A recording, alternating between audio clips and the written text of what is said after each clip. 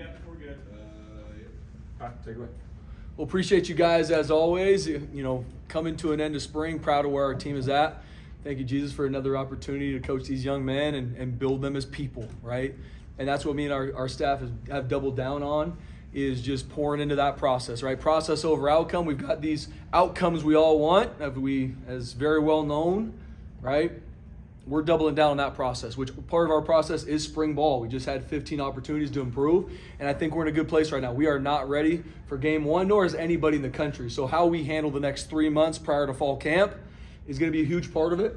We've got some things we got to continue to fix and grow in with our current team, but excited to do so, man. Our leadership group is in a really good place. I'm proud of them, the buy-in, in everything they do, obviously not just in the games or in the practices, even in the meetings and everything we do, the workouts, the training room. They've been bought in, man. And so I'm proud of even seeing guys that were leaders on our team last year stepping into even way bigger roles this year. So I'm proud of our team, excited for them and where we're heading to. Awesome to get out in front of Bronco Nation. I think we talked about 7,000 fans, and they're seeing them come out in April to support their team. And I talked to our team about it. This Bronco Nation is the greatest fan base in the country, and I'll be the first to admit that. And so getting an opportunity to see a lot of them, autographs, for them to be around our players, that's different.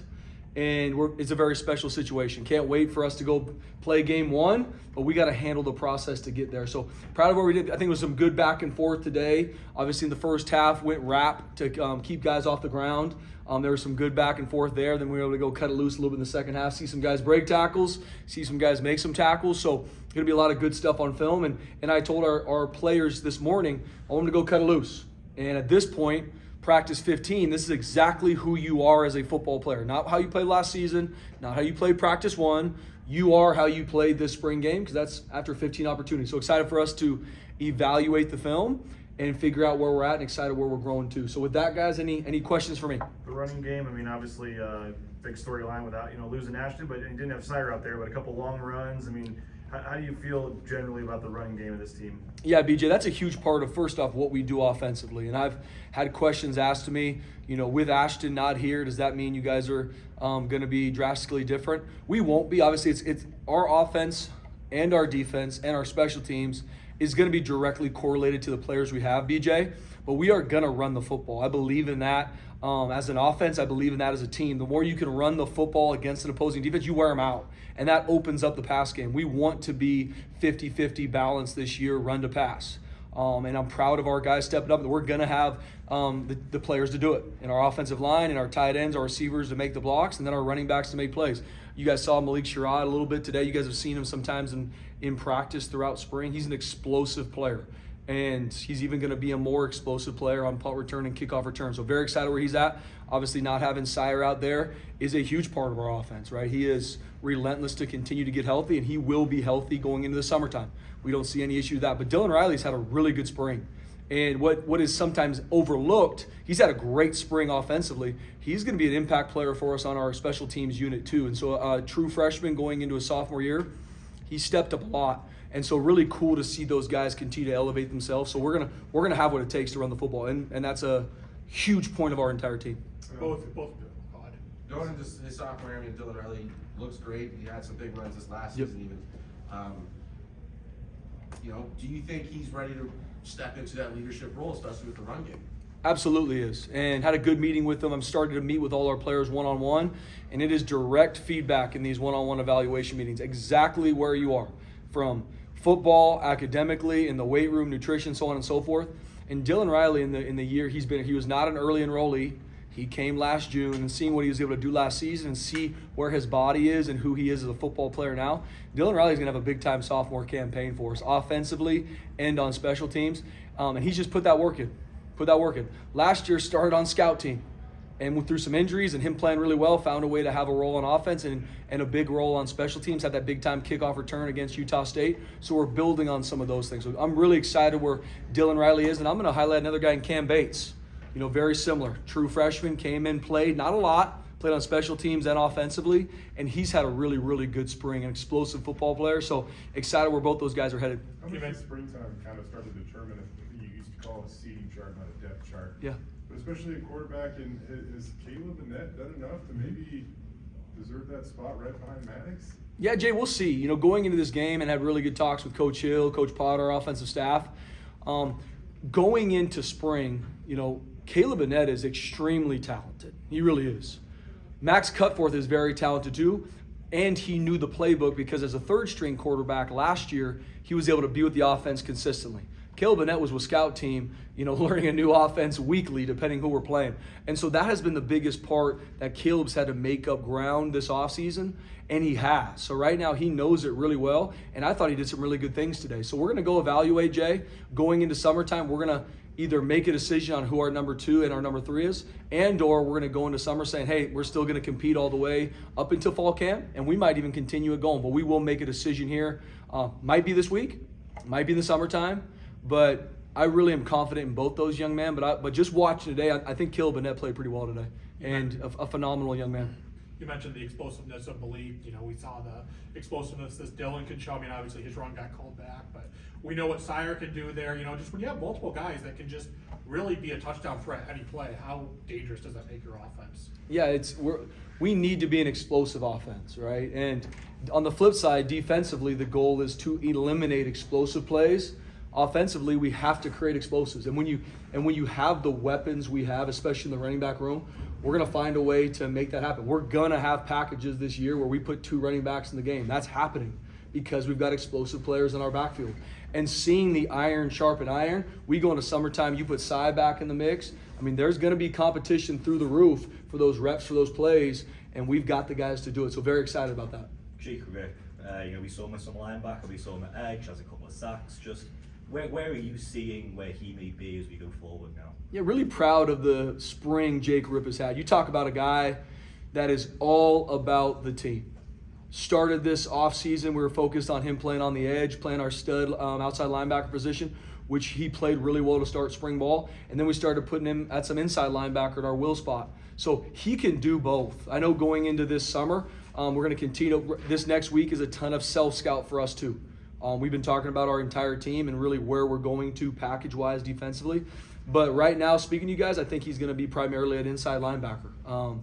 That he's been able to show that he can do it. And obviously, we can get in a lot of different front structures to where he can still rush on an edge as a will inside linebacker. So really excited about Jake Ripp spring. He is going to be one of our top players on defense. And so now we got to figure out package-wise how we make that work. But I see him, I want to make sure I'm clear, I see him playing inside linebacker this year for us. And just with another interior guy, David Lasso today, I got to see him. Just what did you think of his performance today and I guess his spring? Yeah. We see him going forward. Yeah, really proud of him as a punt returner, man. You could see that today. I mean, how he caught those punts. He's an impressive big man, you know. So, but no, I mean, David Latu, you talk about a guy that came here and has just completely bought into how we do things. Frank Miley and Eric Shenan have done a really good job with him, but he's also bought into what we want him to do. Very talented young man. Big, strong, athletic. And if we can continue to stay at this mold through May, we're getting into decks here soon. I talk with those big dogs, say, hey, look up there. See there? See those decks? We're going to be running those here shortly. And I think they're looking at me like, you're not serious, right? I'm like, oh, yeah, I am. We'll be up there soon. But we go through the summer. If David stays on the same track he's on, guys, David Latu is going to be a big-time defensive lineman for us as long as he continues to stay on the track. Was there a position or two this spring, just from practice 1 to 15, that either exceeded your expectations or stood out, or that you want to highlight? Yeah, good question, BJ. Every one of our position groups is in a different place, right? And now, and no different even when we ended the season, no different when we start spring. And so my goal, and I tell our staff this all the time, I want to continually turn the temperature up on every single position group. Even talking about the running backs, you lose Ash, but you feel really good about the guys you have there. Now my job is to make sure I make it still uncomfortable to where everybody feels like nothing's going to be given to them. So we tried to do that a lot of positions. Obviously had some guys that weren't able to be out there in spring, BJ, to compete to show that. The receiver room is one of those that we had some guys banged up that weren't out there to compete, but some guys stepped up and kind of proved their case to be a part of this and a part of what we do going forward. So to highlight one position group, it's going to be hard for me to do. I do think we took strides with our D tackles. I mean, Deion Washington, David Latu, as new players, played a lot, and they're going to be able to play a lot. I think Michael Madri and Lopez Sanusi are going to be guys that have been here and are playing now at a higher level. Once again, have to continue to go through summer to do so. I'm proud of how our offensive line continues to gel. You know, guys that we've got, you know, in Roger, Mason, and Cage Casey, big time returners come back. Hall Schmidt hasn't been able to go through any spring ball, but he's a returning starter as well with some other guys working in. So excited where that group is gelling. But I mean, I don't think I could pick one group that has maybe quote unquote exceeded expectations, or even a group that I'm like extremely concerned of how they've competed. We've obviously got some needs that we've got to go fix via recruiting, but we've got what it takes. That's what I even tell our players. I said, guys, the excuse for me is never going to be we need to go get somebody. It's always we have what it takes. We to develop the guys we have. And then if we bring in someone that's not here, they better fit our culture and do exactly what we want to do. And if that helps our team win, that's going to be awesome. But we, as coaches, as the head coach, we got to double down on building the guys in our building because we have enough, right? We have enough, and we're going to figure it out. Yes, we have some recruiting needs. Let's not get that twisted. But we have enough, and that's what we're going to double down, making sure where positions are right now. It's a ton of self-evaluation to see, are we playing blank player enough? Did he get enough reps in spring ball? Has he shown with the reps that he deserves more? There's going to be some guys, they're going to get less reps in summer because of how they played in spring, right? So that's the balance as we go through summertime, and we're going to bring in some new players. You mentioned Mason. I didn't see him out there at all Yep. today. Was he? Yeah, so Mace is, we had to fix some stuff on his bicep that he kind of went through, but he's going to be fine going into summertime. So he got that. I saw him yesterday. He's in a good spot. Was able to play most of spring, but we had to get a little bit of that fixed just to make sure he's healthy going into summertime. Mitchell Bonkwall is a guy we didn't really talk a whole lot about this spring, but he made himself a target today a lot of times. You know, what have we seen from him this spring? Yeah, I would have wished he kept his feet on the wide open touchdown, to be honest with you. But Mitch, a great kid. Has a lot of development left to make sure he can play going into his senior year. But man, a guy that is, low ego, high output for our team, does everything we want him to do. But even the tight end room, I mean, we're going to have high competition there. I mean, I think Matt Lauder and Matt Wagner will be two of the better tight ends on the West Coast. Like, I believe that. And then seeing some other guys step up. Austin Terry did some good stuff this spring. Even Troy Grizzle as a guy that played edge. And I mean, you talk about a Swiss Army knife, whatever you need for me to do with the team. Luke Voorhees has been banged up, so hasn't played a lot this spring, but he will be healthy going into the summertime. So there'll be a lot of competition in that tight end room, and Mitch did some good stuff today. At one point in time, we used to just kind of breathe easy for a minute after spring ball. How much do you kind of hold your breath, I guess, until next Friday? Yeah, Jay, I mean, obviously college football is in a interesting place. And we've had some guys leave. You're always focused on the focus of your team, too, as you go through some of these things. But we're doubling down on the guys that we have here. And we've got a great group here. And just like anything, if there's guys that have lost the feeling that the value is here, it's probably time for them to move on. And we've got a group of guys that are extremely talented, but more importantly, 100% bought in to the value here to change their life. Because I know, without question, this is the best place to develop young men in the country. Period, end of story, because that is all we focus on as a staff. It's not, well, we do this, then we do this. No. We develop young men here. Yes, as football players, but also as young men. And so we've got a great group. Yes, it's going to be, just like anything, we're going through a lot of conversations, but I feel really good about the group we have. Could that change in a day? Could it not? I don't live in that space. I trust the Lord, and I trust how we love on these kids and making sure they know daily, this is the best place for me. This is the best place for me. And so we'll walk the path the next week. If something changes, we'll continue to push forward. But I know meeting with our leaders, they're bought into this place. And I know we're going to be really good. There may be some things that are pulling us or some focus, but I know we're going to be really good. Now, we're a long way from where we need to be. Let's not get that twisted. But we're going to be really good as long as we continue to focus on the stuff that matters. You mentioned that you have some recruiting needs, and obviously that can fluctuate between now and Friday depending on what happens. But do you have an idea of a number that you would want to add or consider adding, I guess? I don't have that number, Jay. I've talked about, we're going to actively recruit a receiver to be here as long as he fits culturally who we are. We're going to recruit a defensive tackle. And then we're recruiting kind of a best available on defense, depending what package we want to use more. So we've got a couple different needs we're looking at. There's not a number for me right now, but we've got some things we're looking at. For us, in regards to recruiting high school players and or transfer portal players, very open with these young men that you have to want to be a part of this team. I don't want anybody here just because of transactional operations, right? Talent for us sets the floor. And I met with a group, we have some official visitors this weekend. Talent sets the floor. What is talent? How tall you are, how fast you are, how strong you are. but your character sets the ceiling for us. So what is character? How much you have a passion for this game, how hard you work, how much you love your teammates, right? So we want to recruit guys that come on. We bring them on campus, guys with high talent.